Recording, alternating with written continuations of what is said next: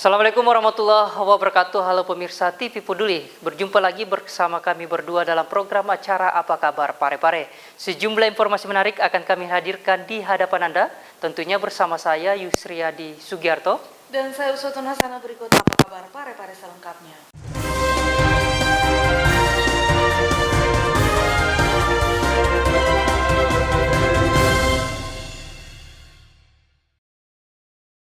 Pemirsa, informasi pertama terkait Komisi 1 DPRD Kabupaten Kolaka kunjungan kerja di Diskominfo Kota Parepare. Kunjungan kerja ini dimaksudkan untuk melakukan kajian publik yang ada di Dinas Kominfo yang nantinya dapat diterapkan di Kabupaten Kolaka. Dinas Komunikasi dan Informatika Kota Parepare menerima kunjungan kerja Komisi 1 Dewan Perwakilan Rakyat Daerah atau DPRD Kabupaten Kolaka. Kunjungan kerja Komisi 1 DPRD Kabupaten Kolaka dipimpin Ketua Komisi 1 DPRD Kabupaten Kolaka Kaharudin SH dan diterima Sekretaris Dinas Kominfo Kota Parepare Haryanto Hairun SSTPMSI, didampingi Kepala Bidang Humas dan Komunikasi Publik Nasruddin STMSI. Kegiatan tersebut digelar di ruang kerja Kepala Dinas Kominfo pada Kamis 9 September 2021. Di kantor Dinas Kominfo Kota Parepare, rombongan Komisi 1 DPRD Kabupaten Kolaka menerima penjelasan dari Sekretaris Dinas Kominfo Kota Parepare, Haryanto Hairun SSTPMSI, terkait tupoksi Dinas Kominfo serta sejumlah informasi layanan publik. Ketua Komisi 1 DPRD Kabupaten Kolaka Kaharudin SH didampingi Sekretaris Komisi 1 Firlan M. Alimsyah dan rombongan lainnya mengungkapkan bahwa kunjungan kerja Dinas Kominfo Kota Parepare untuk melakukan kajian publik yang ada di Dinas Kominfo untuk diterapkan nantinya di Kabupaten Kolaka. Selain itu, pihaknya juga mengapresiasi kemajuan serta keberhasilan yang telah dicapai pemerintah Kota Parepare selama ini. Bahkan pihaknya tidak menyangka perkembangan kemajuan di Kota Parepare begitu pesat. Saya, Ketua Komisi 1 DPRD Kabupaten Kolaka beserta seluruh anggota turun di lapangan membuat kajian di Kota Parepare ini. Saya sangat terharu bahwa di angan-angan saya tidak seperti begini Parepare. Ternyata setelah tiba di Parepare luar biasa. Kebetulan kita ini kajian di Kominfo. Apa yang ada di Kominfo ini ternyata itulah nanti yang kami terapkan di Kabupaten Kolaka. Sangat-sangat banyak yang penting dan perlu ditiru di Kominfo Parepare ini. Adanya radio yang menyiarkan secara langsung, itu kami tidak miliki di Kabupaten Kolaka. Maka kami datang berguru di kampung sendiri. Kami ini sebenarnya orang selatan, makanya kami datang berguru di kampung sendiri, kemudian diterapkan di Kabupaten Kolaka. Mungkin demikian, dan terima kasih banyak kepada Sekdis, Kabid yang menerima kami sangat baik, menerima kami ikhlas bahwa saudara kita dari Kabupaten Kolaka datang di Kota Parepare. Dan izin pemerintah Parepare, khususnya Kadis Kominfo, untuk saya beberapa hari berada di Parepare untuk keliling-keliling menikmati suasana Parepare. Salam saudara dari kami, Komisi 1 DPRD Kabupaten Kolaka. Sahril Sandi, TV Peduli mengabarkan. Baik, kita ke informasi selanjutnya pemirsa. Sebagai upaya mendekatkan diri dengan masyarakat terkait masalah hukum yang ada di Kota Parepare, melalui program Jaksa Menyapa, Kejaksaan Negeri Kota Parepare bekerjasama dengan Radio Peduli 96,9 FM menggelar dialog interaktif. Kejaksaan Negeri Kota Parepare bekerja sama dengan Lembaga Penyiaran Publik Lokal atau LPPL Radio Peduli Kota Parepare menyelenggarakan dialog interaktif untuk menyapa pendengar Radio Peduli 96,9 FM melalui program Jaksa Menyapa di studio Radio Peduli pada Kamis 9 September 2021. Program kegiatan Jaksa Menyapa ini adalah merupakan salah satu program yang dimiliki oleh Kejaksaan Republik Indonesia dalam hal penerangan hukum kepada masyarakat. Dilaksanakannya kegiatan Jaksa Menyapa oleh Kejaksaan Negeri Kota Parepare ini juga dimaksudkan untuk mendekatkan diri kepada masyarakat terkait masalah hukum yang ada di Kota Parepare. Dialog interaktif melalui Radio Peduli 96,9 FM tersebut dengan narasumber dari Kejaksaan Negeri Kota Parepare mengusung tema peran kejaksaan dalam rangka pencegahan dan pemberantasan pungli dengan menghadirkan Kasih Intel Kejaksaan Negeri Parepare Yudi Trisna Amijaya SHMH bersama staf. Sahril Sandi, TV Peduli mengabarkan. Museum B.J. Habibie Parepare mulai menerima inventaris barang milik B.J. Habibie. 11 tanda kehormatan Presiden ketiga diserahkan oleh tenaga ahli Museum B.J. Habibie kepada pemerintah Kota Parepare dan diterima langsung oleh Wali Kota Parepare. 11 tanda kehormatan Presiden ketiga Republik Indonesia Profesor B.J. Habibie, diantaranya Bintang Republik Indonesia Adi Purna, Bintang Republik Indonesia Adi Pradana, serta sejumlah arsip foto sebelum dan menjabat sebagai Presiden Republik Indonesia ketiga, seperti peresmian peluncuran pesawat N250 hingga serah terima jabatan Presiden dari Presiden Soeharto ke B.J. Habibie di Istana Negara, mulai diterima oleh Museum B.J. Habibie. Tanda kehormatan ini diserahkan oleh tenaga ahli Museum B.J. Habibie, Rubijanto dan Cowika Dharma Mistanto kepada pemerintah Kota Parepare, yang diterima langsung oleh Wali Kota Parepare Dr. H.M. Taufan Pawe SHMH di kantor Wali Kota Parepare pada Rabu 8 September 2021. Selanjutnya benda bersejarah ini akan dipajang di Museum B.J. Habibie Kota Parepare sehingga generasi muda saat ini dapat terus mengenang jasa dan karya Presiden kelahiran Parepare ini melalui wisata pendidikan. Hal ini semakin menguatkan Kota Parepare menjadi kota industri tanpa corobong asap melalui sektor pendidikan dan pariwisata. Sahril Sandi, TV Peduli mengabarkan. Menjelang Liga 1 yang akan dilaksanakan 2022 mendatang, CEO PSM Makassar, Munafri Arifuddin mengunjungi Stadion Gelora B.J. Habibie Kota Parepare yang nantinya bakal dijadikan home base PSM. CEO PSM Makassar Munafri Arifuddin atau yang dikenal dengan sapaan API mengunjungi Stadion Gelora B.J. Habibie di Kota Parepare. Kunjungannya yang didampingi Wali Kota Parepare Dr. H.M. Taufan Pawe SHMH ini sebagai kesiapan Stadion Gelora B.J. Habibie yang bakal dijadikan home base PSM pada Liga 1 yang rencananya digelar 2022 mendatang. Pemilihan Stadion Gelora B.J. Habibie sendiri dianggap layak oleh API mengingat Stadion Gelora B.J. Habibie yang kini bisa menampung 20.000 penonton serta Kota Parepare yang telah memiliki infrastruktur yang memadai untuk berlangsungnya Liga 1 di Kota B.J. Habibie ini. Ya, kalau kita melihat basis stadionnya sudah sangat memenuhi menurut kami. Sisa ada beberapa hal yang harus kita upgrade. Contoh untuk persyaratan seperti lampu untuk kita main malam, terus rumput yang harus menjadi standar, terus ruangan-ruangan nanti dan sebagainya. Jadi hari ini juga saya bawa Pak Yahya sebagai Direktur Infrastrukturnya PSM untuk berkoordinasi dengan pihak dari pemerintah Parepare. Dalam hal ini kita langsung datang minta izin ke Pak Wali dan alhamdulillah sudah sangat direspon, sudah sangat disupport dan Pak Wali berkomitmen untuk memberikan anggaran sehingga segala kekurangan untuk menjadikan stadion ini bisa menjadi standar untuk penyelenggaraan liga bisa kita wujudkan sama-sama. Dipilihnya Stadion Gelora B.J. Habibie pun mendapat support lebih dari Wali Kota Parepare Dr. H.M. Taufan Pawe SHMH yang sangat menginginkan Kota Parepare selain kota industri tanpa corobong asap juga dapat terwujud melalui industri persepak bolaan. Kehadiran PSM, base PSM di sini akan mampu menghadirkan sumber-sumber ekonomi baru. Kami meninjau lapangan ini ingin mendapatkan masukan karena kita mau bersinergi. Kita mau bersinergi agar supaya optimalisasi fasilitas lapangan ini kita bisa persembahkan kepada PSM. Dengan dijadikannya Stadion Gelora B.J. Habibie sebagai home base PSM akan memiliki multiplier efek yang akan menghadirkan sumber ekonomi baru untuk rakyat di Kota Parepare. Erwin, TV Peduli mengabarkan. Pemirsa, sebagai penyedia layanan dan selalu berhadapan dengan berbagai kalangan masyarakat, tentunya harus tepat dalam bersikap dan berkomunikasi kepada masyarakat. Menyikapi hal tersebut, Kantor Badan Pertanahan Nasional Kota Parepare mengadakan kegiatan pelatihan public speaking, khususnya bagi para pegawainya.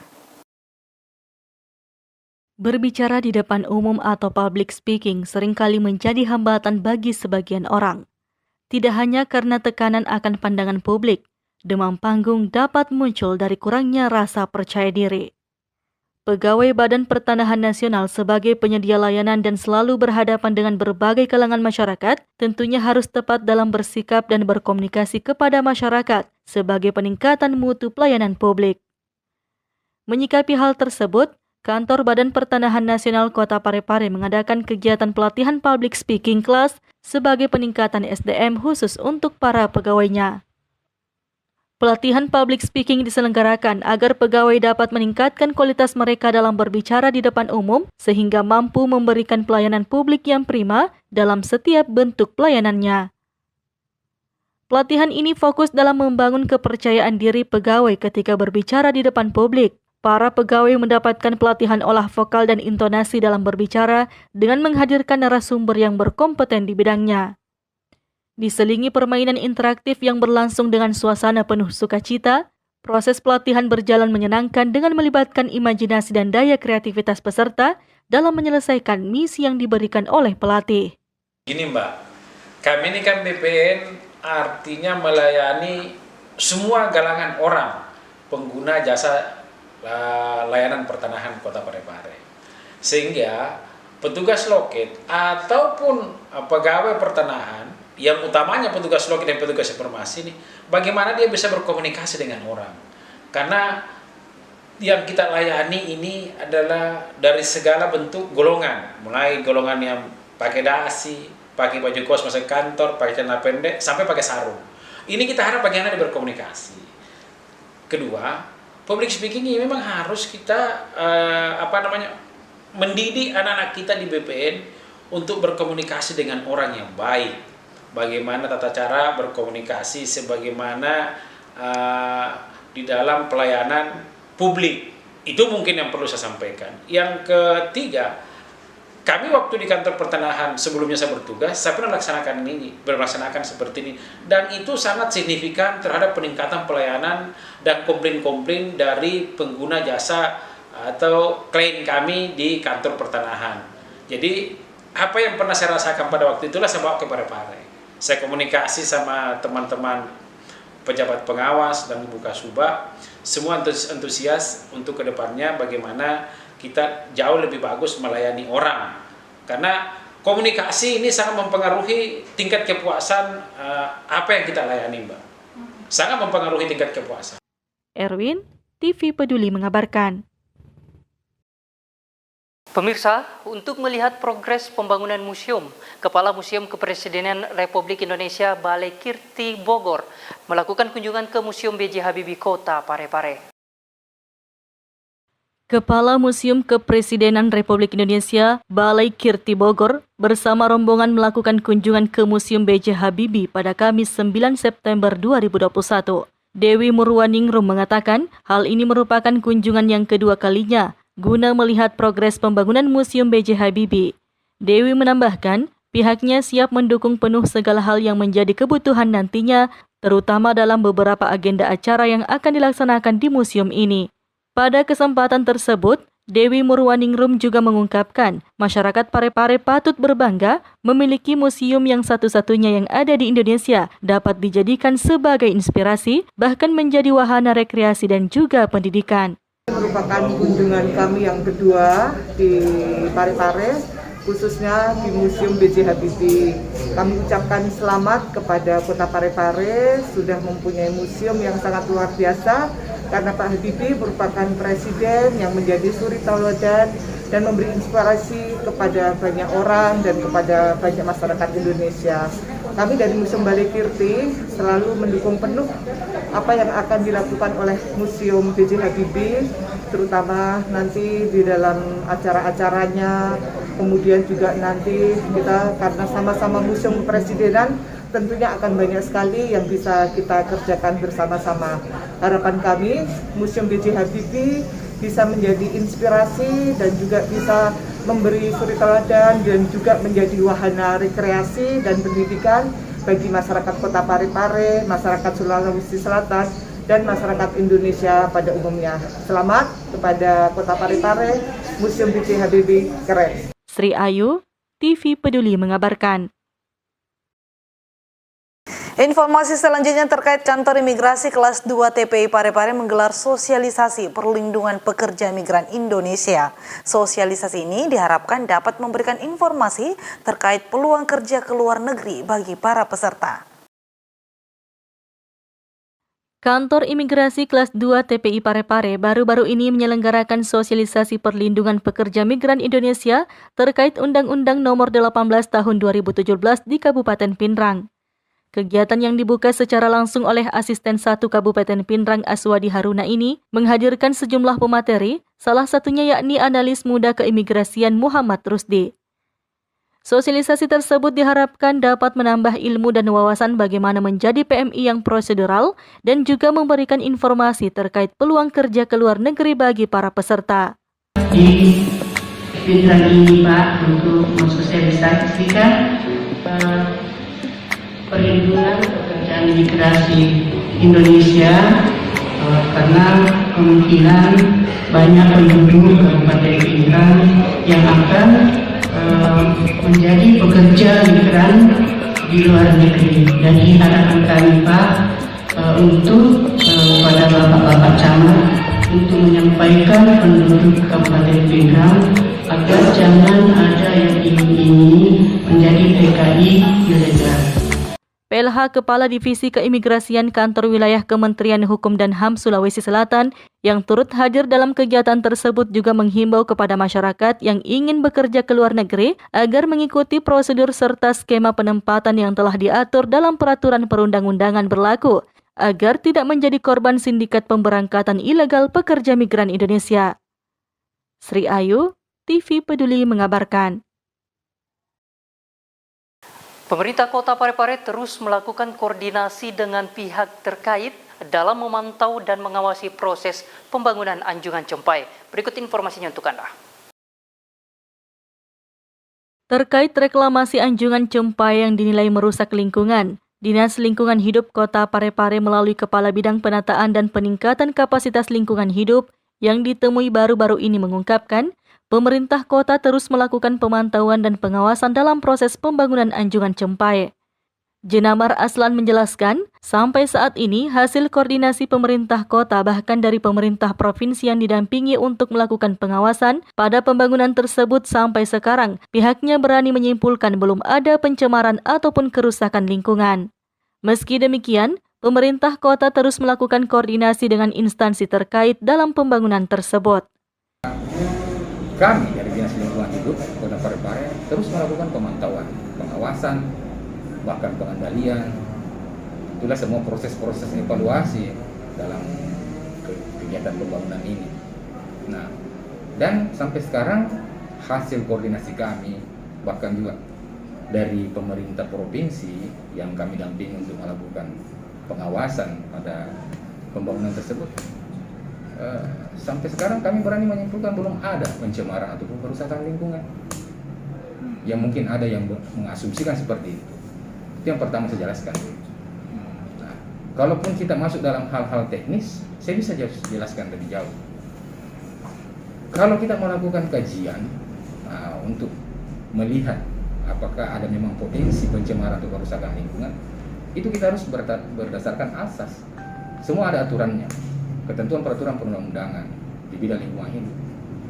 Contoh, ada yang dimaksud dengan baku mutu air laut. Itu harus kita lihat. Baku mutu air laut yang ditentukan dalam peraturan perundang-undangan ini PP 22 tahun 2021 tentang penyelenggaraan perlindungan dan pengelolaan lingkungan hidup. Itu ada klasternya, ada klasifikasinya. Ada baku mutu air laut untuk pelabuhan, ada baku mutu air laut untuk wisata, dan ada baku mutu air laut untuk biota laut itu sendiri. Nah, di sini ada parameter yang harus diuji. Apakah memang ada zat-zat pencemar yang ada dalam kegiatan pembangunan itu? Tapi ingat bahwa kita harus melihat dulu sumber dampaknya dari mana. Kegiatan pembangunan ini misalnya menghasilkan dampak yang saya maksud. Oleh karena itu kita lihat uji, ada beberapa parameter dalam baku mutu air laut. Apakah ada zat logam di dalam, apakah ada minyak, lemak, yang ada terkontaminasi dan sebagainya. Kita harus melakukan pelingkupan dulu. Belum tentu sumber dampaknya dari situ. Nah sekarang dalam hal teknis ini, saya masuk dalam hal teknis. Material-material yang ada belum bisa disimpulkan bahwa material itu, kan yang material yang ada sekarang cuma pasir, batu, timbunan yang tidak akan mungkin menimbulkan senyawa-senyawa atau parameter yang saya sebutkan tadi. Nah, oleh karena itu kami terus melakukan koordinasi dengan Pemrakas dalam ini Dinas Pekerjaan Umum dan Pengetahuan itu melakukan pengawasan, evaluasi terus menerus agar potensi-potensi dampak yang ditimbulkan itu minim atau tidak ada sama sekali. Sri Ayu, TV Peduli mengabarkan.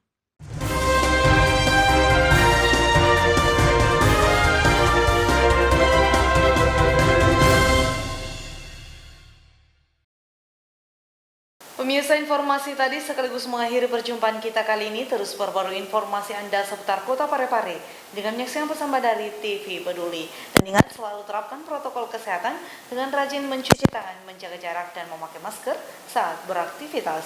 Saya Usutun Hasanah. Dan saya Yusriadi Sugiarto mewakili seluruh kerabat kerja yang bertugas pamit undur diri. Wassalamualaikum dan sampai jumpa.